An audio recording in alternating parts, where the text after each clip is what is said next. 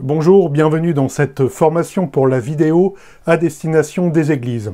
On va voir beaucoup de choses, comment produire de simples vidéos comme je le fais aujourd'hui, comment bien filmer un culte afin qu'il soit audible, qu'il ait un bon format vidéo et qu'il ait un bon format de diffusion, et on va aussi voir d'autres choses un peu plus poussées, on ira même jusqu'à parler de comment filmer une interview ou comment monter un documentaire. Il faut bien commencer quelque part, c'est l'objectif de ce premier module qui va vous donner quelques bases techniques avant d'aller plus loin. J'ai quand même voulu que le module soit un tout petit peu pratique, donc il n'y aura pas que de la théorie. En fin de vidéo, je vous montrerai quels sont les bons réglages à adopter sur votre smartphone pour filmer au mieux en évitant tous les scintillements de lumière indésirables. Et bonjour, c'est le mois du futur, là je vais entamer le montage et je me rends juste compte que j'ai oublié de préciser que la carte heuristique, la carte mentale de la session est disponible dans la description. En gros, ça reprend tout le plan de ce qu'on voit aujourd'hui sur les bases techniques et parfois ça peut faciliter, certains aiment bien en même temps qu'ils entendent ce que j'ai à dire, de suivre en même temps le plan détaillé sur la carte. Donc vous trouvez tout ça dans la description et je vous laisse et on repasse à la formation. On va commencer par le commencement. La vidéo, qu'est-ce que c'est? En fait, c'est très simple. Une vidéo, c'est une illusion de mouvement donnée par une séquence d'images qui s'enchaînent. On estime qu'à peu près 7 ou 8 images par seconde suffisent à donner une illusion de mouvement, et c'est ce qui a donné aux premières heures de l'audio vidéo, le cinéma. Si vous êtes curieux, je vous laisse là dans les fiches le lien vers le film de 1895, un film des Frères Lumière qui s'appelle L'arrivée d'un train en gare de La Ciotat. C'est un des tout premiers films, donc on est loin du 24 images par seconde qu'on a aujourd'hui au cinéma, mais on voit clairement que l'impression de mouvement est donnée par une séquence rapprochée d'images dans la même seconde. En fait, dans ce premier module, on va simplement définir quelques termes que vous avez peut-être entendus si vous avez essayé de monter des vidéos et qui vous semblent un peu obscurs, voire une langue étrangère. Tout d'abord, vous avez peut-être entendu parler du format d'image. En fait, c'est très simple, c'est le rapport qu'il y a entre la longueur et la largeur de la vidéo. Là-dessus, à peu près tous les appareils filment dans ce format, vos smartphones aussi. Du coup, on n'a pas trop à se prendre la tête. C'est le format de diffusion, notamment natif sur YouTube. C'est ce qu'on appelle le 16/9. C'est dans ce format que je préconise de filmer. C'est dans ce format que je me filme, 16/9 étant tout simplement le ratio de la longueur par rapport à la largeur de l'image. Ça va pas vous être d'une grande utilité, mais pour la culture, on peut relever d'autres types. Notamment, il y a d'anciens formats, notamment le 4/3, qu'on retrouvait dans les films Super 8 et qu'on retrouvait il n'y a pas si longtemps que ça à la télé. Vous avez qu'à regarder si vous voyez sur YouTube d'anciennes archives de télé, notamment sur la chaîne YouTube de l'INA, vous voyez qu'il y a des bandes noires à droite et à gauche. C'est tout simplement pour adapter le format 4/3 de la télé au 16/9 de diffusion YouTube. Il y a aussi ce qu'on peut appeler le format ciné, le 2:39:1, qui est un format qui nécessite des bandes noires pour être diffusé. Alors, quand on parle de cinéma, c'est un format qui est natif, et c'est un format qu'on peut employer nous-mêmes pour parfois donner un côté un peu plus qualitatif, un peu plus ciné.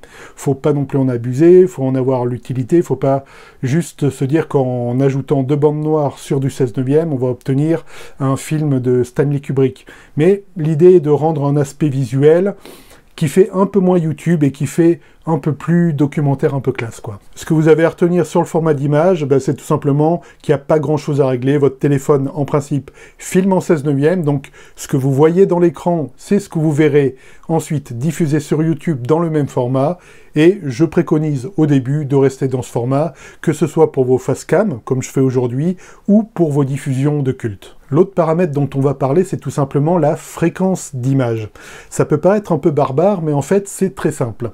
Souvenez-vous, au tout début, je vous ai dit qu'il fallait 7 ou 8 images par seconde pour réussir à donner une impression de mouvement. Eh bien, c'est tout simplement une fréquence d'image. Une des fréquences les plus célèbres, c'est tout simplement le 24 images par seconde qu'on retrouve au cinéma. Et il faut savoir qu'en Europe, avec les normes qu'on a au niveau de l'électricité qui est sur 50 Hz, il est conseillé de se mettre à 24 images par seconde. On verra peut-être plus tard dans un autre module si on parle des ralentis. Donc quand je dis se mettre à 24 images par seconde, c'est aussi les multiples. Donc ça peut être 50 images par seconde, ça peut être 100 images par seconde, mais ce n'est pas en revanche 30 images par seconde qui, là, va provoquer des sentiments assez indésirables. Le 30 images par seconde étant plutôt dédié à des pays où la fréquence du courant est de 60 Hz. Maintenant, un terme, peut-être vous ne l'avez jamais entendu à moins que vous pratiquiez déjà la photographie. Il s'agit de la durée d'obturation. Souvenez-vous, je vous ai dit qu'une vidéo est constituée d'un certain nombre d'images fixes par seconde qui donnaient une illusion de mouvement. En fait, la durée d'obturation est un paramètre qui est propre à chaque image. C'est en quelque sorte la durée de chaque image. Ce paramètre est en général pas trop mal calculé directement et automatiquement par les smartphones et par beaucoup d'appareils. Mais on va voir qu'il y a quand même un point qu'il faut veiller à respecter si on le peut. À titre de culture, pourquoi on parle de durée d'obturation? C'est parce que simplement, quand on filme avec des conditions de lumière de plus en plus basses, qu'il y a de moins en moins de lumière, il faut que le capteur reçoive assez de lumière pour pouvoir imprimer l'image. Tout simplement, on est obligé d'allonger la durée d'exposition de chaque image, et c'est ce qui explique qu'il y a plus ou moins de durée d'obturation. Vous pourrez aussi parfois entendre le terme un peu abusif de vitesse d'obturation ou de shutter speed, mais c'est assez impropre. Certes, c'est validé, on dirait je dirais par l'usage, des professionnels même parlent de vitesse d'obturation ou de shutter speed, mais à proprement parler, c'est une durée, ce n'est pas une vitesse. Donc, je parle plutôt de durée d'obturation et non de vitesse d'obturation. Si on le peut, il est recommandé d'avoir le combo suivant, c'est d'avoir une fréquence d'image, comme on l'a vu précédemment, à 25 images par seconde, et d'avoir le double en fraction au niveau de la vitesse d'obturation. Par exemple, si vous filmez à 24 images par seconde, il est recommandé d'avoir une durée d'obturation d'un 50e de seconde. Bien sûr, quand on filme vraiment avec une caméra, comme on le verra dans d'autres modules, on peut régler ce paramètre, mais en général, quand on utilise un smartphone, et surtout si on utilise l'application native du téléphone, on ne peut pas spécialement régler ce paramètre. Du coup, c'est je dirais l'ordinateur de votre téléphone qui le paramètre, et en général, il le fait assez correctement. On y reviendra, mais voilà, si vous pouvez juste vous mettre dans la tête cette première chose, c'est, si possible, filmer à 25 images par seconde et avoir une durée d'obturation d'un 50e de seconde. Comme je l'ai dit, avec des caméras, ça on le règle assez facilement, on verra comment. Avec un téléphone, avec les applis natives, en général, on ne peut pas le régler. On peut en revanche passer par des applis tierces comme ProCamera ou Filmic, mais on verra ça en son temps. J'ai conscience que les termes là peuvent vous paraître un peu barbares, mais rassurez-vous, comme j'ai dit en fin de vidéo, je vais vous montrer concrètement les réglages sur le téléphone que vous pourrez reproduire vous-même. On aborde maintenant la résolution. Quelque part, c'est la qualité de définition de l'image. Il y a des termes là qui vous sont peut-être familiers. Par exemple, si je vous dis HD, Ultra HD, Full HD, etc.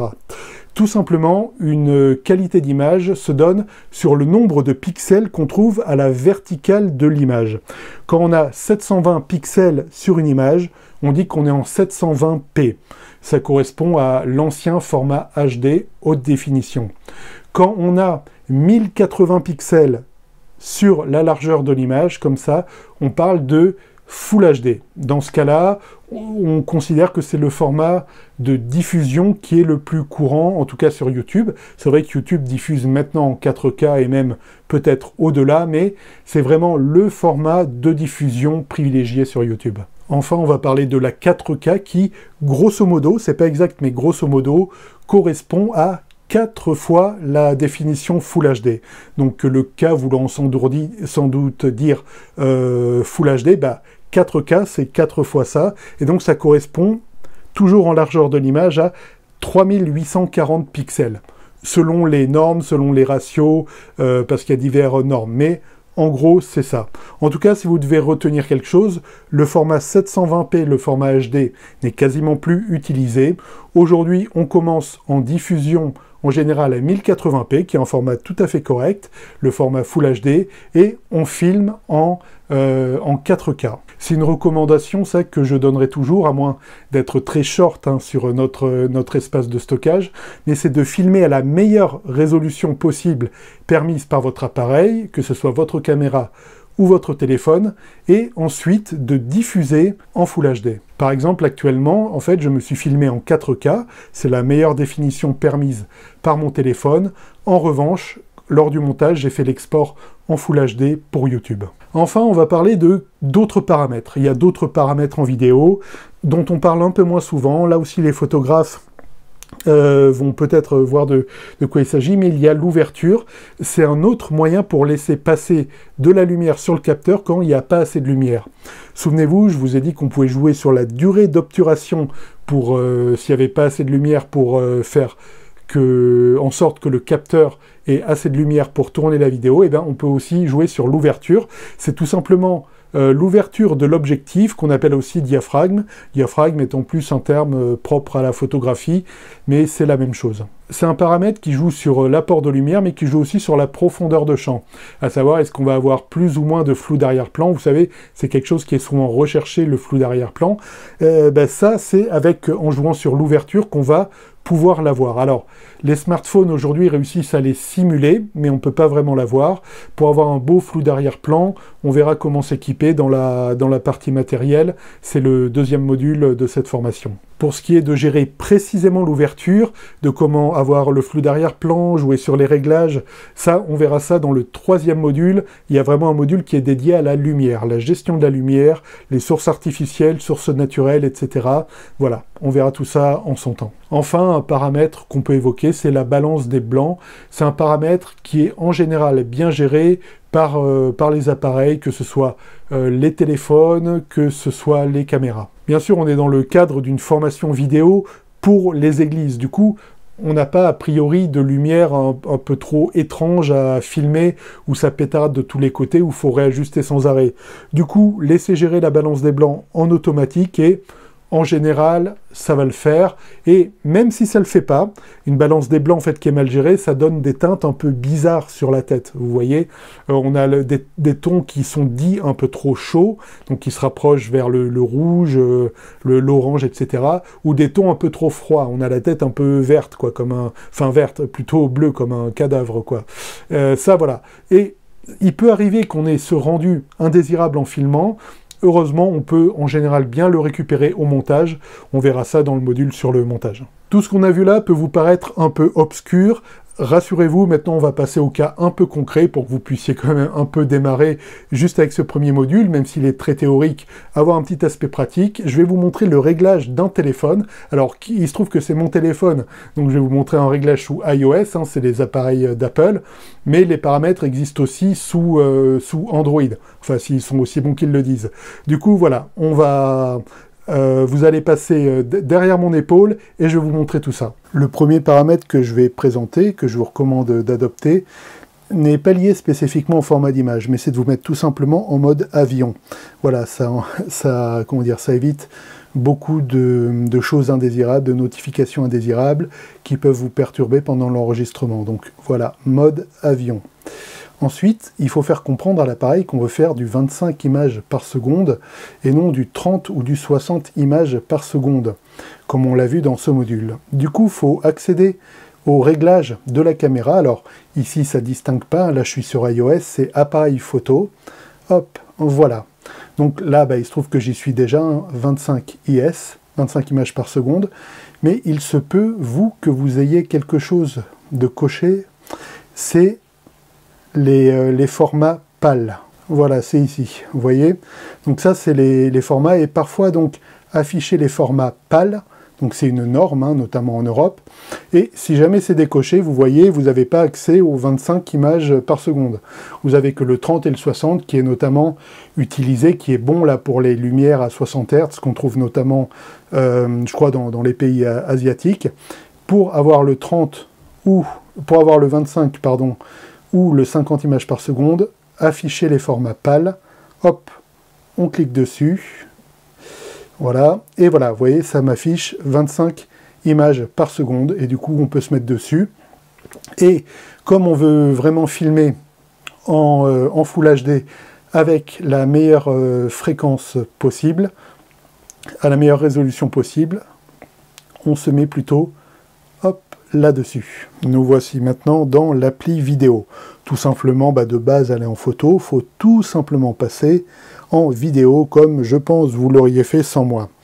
Vous voyez, là on est bon, on est en 4K, 25 images par seconde, et si jamais on veut changer, paf, on appuie là, et on passe en HD, on passe en 4K, on passe en HD, 4K, voilà. Ici, 30 images par seconde, 60, 24, 25. Voilà. Pour moi, là, on est bon. On est en mode caméra, on est en 4K, à savoir la résolution maximum pour filmer, et on est en 25 images par seconde. Merci d'avoir suivi ce premier module. La fois prochaine, on va parler de l'équipement, un module dédié au matériel, en partant par ordre de priorité où commencer. Donc les premières choses à acquérir, selon moi, les plus importantes, jusqu'aux choses à la fin un peu superflues. Voilà. Alors, le module, vous le retrouvez là quand il sera tourné, ça va s'afficher là, vous pouvez y accéder tout de suite, ou sinon, je vous dis à bientôt, soyez abondamment bénis, ciao.